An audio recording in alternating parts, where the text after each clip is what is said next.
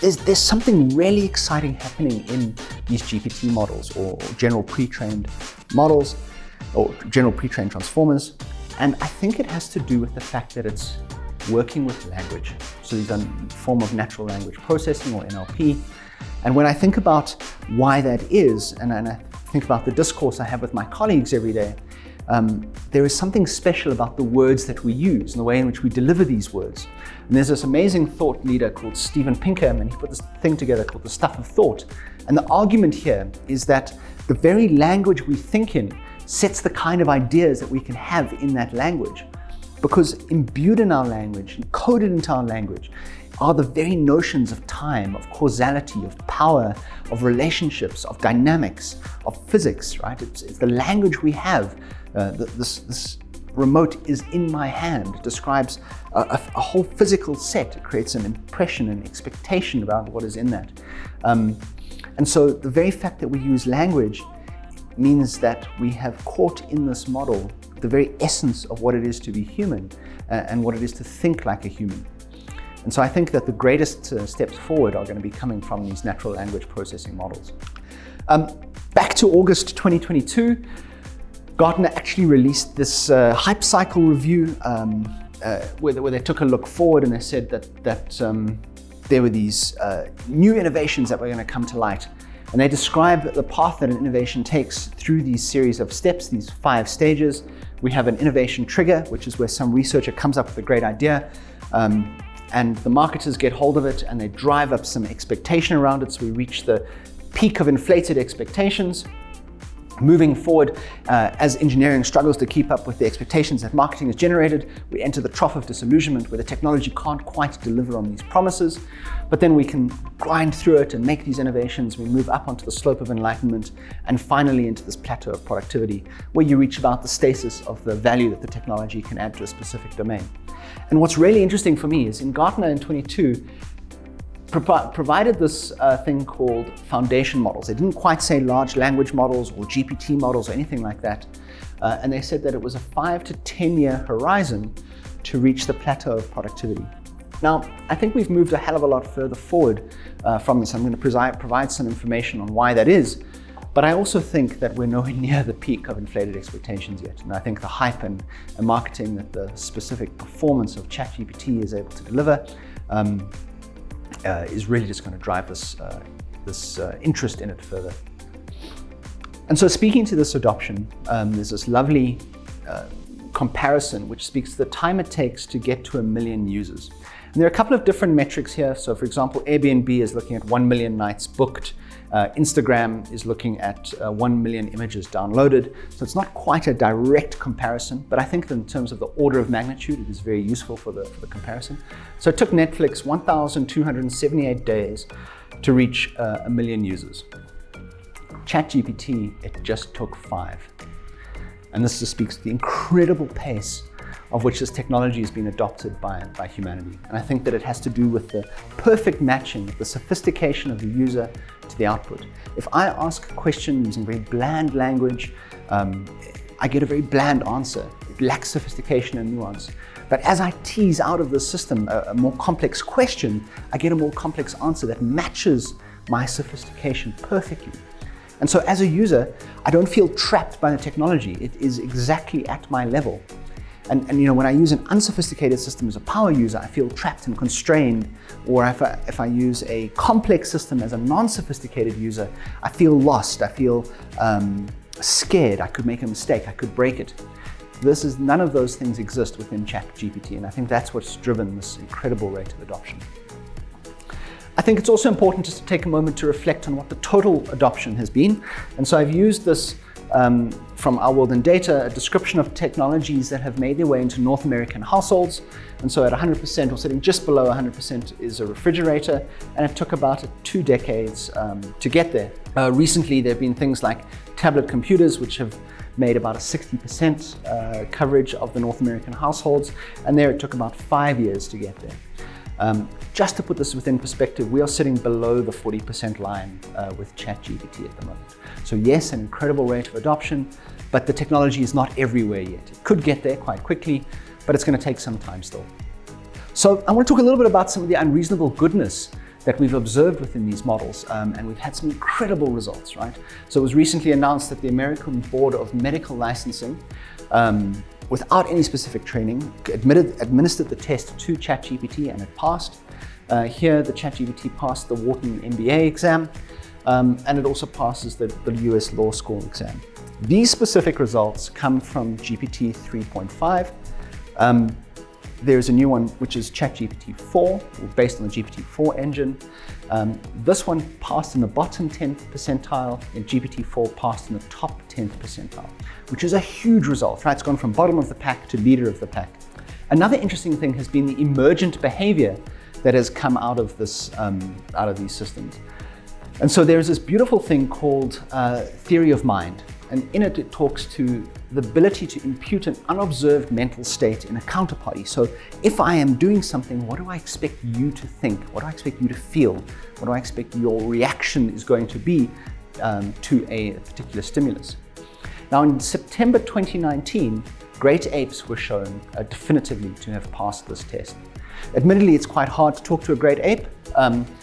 My wife struggles every day, but just 3.5 years later, after establishing this in the great apes, February 23, we show this theory of mind is present in the Chat GPT models, which is wild. And so to the point of a 9-year-old child, which is remarkable.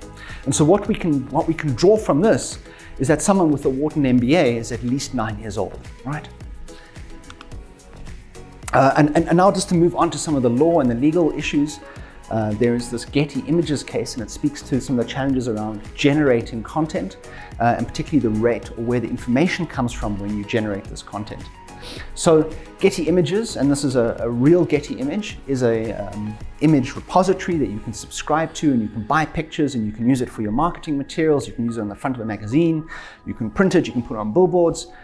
And they have a very specific watermark that consists of their brand image as well as the name of the photographer, and in some cases, the name of the photographer's affiliation. So it's a ginormous repository. It's almost 500 million pictures and photographs, and it has about 2.3 billion searches annually on it.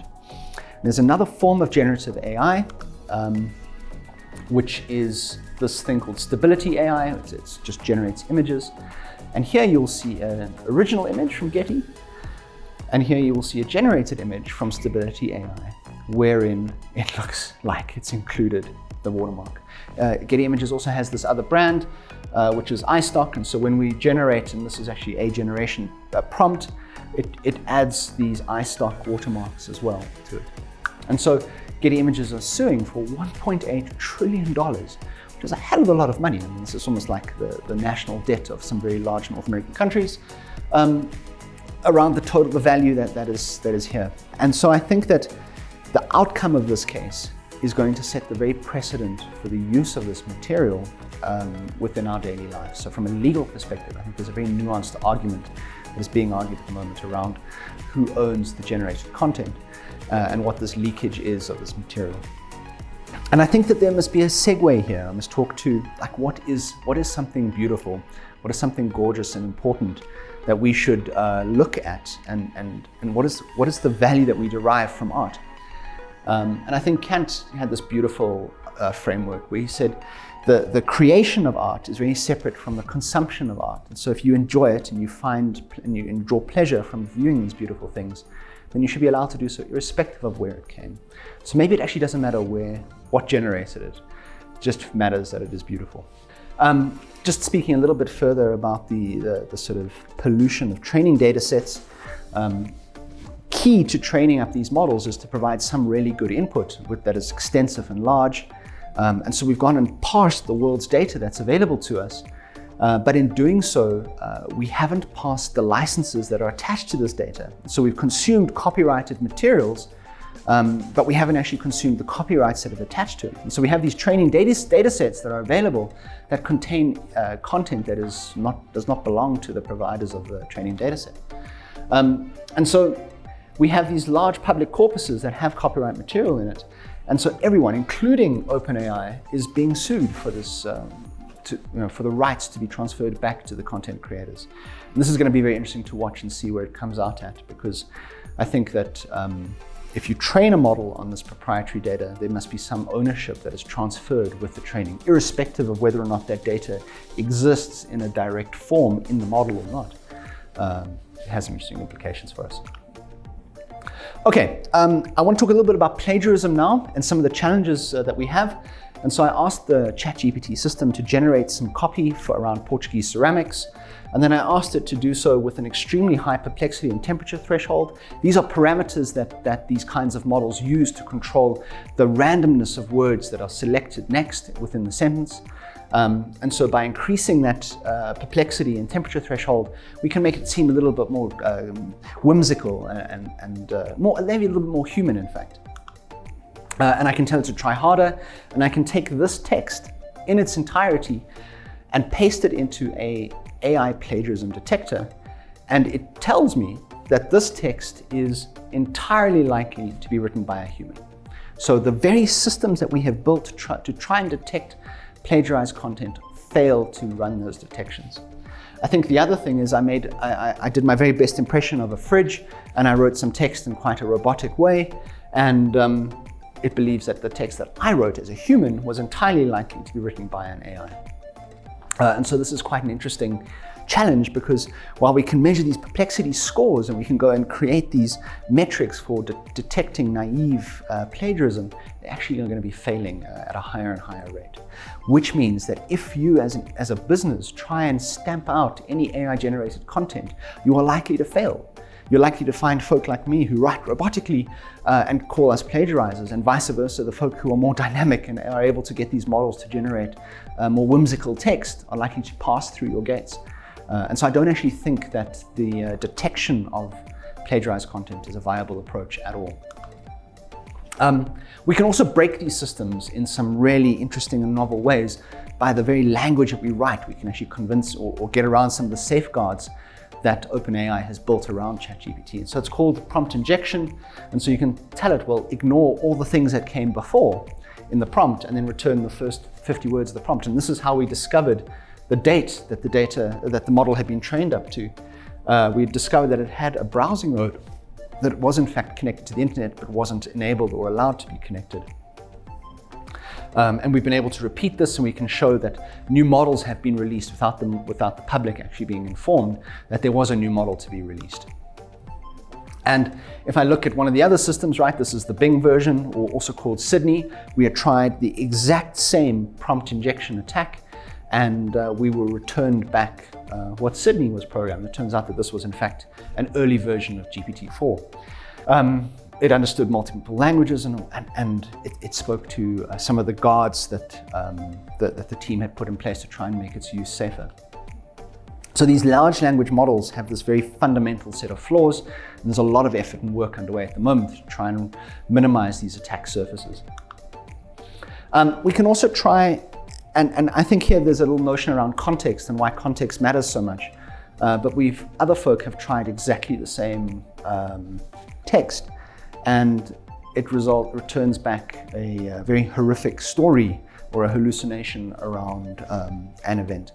But it turns out that this chat, that prior to this chat, there were a series of instructions given to ChatGPT to generate some novels.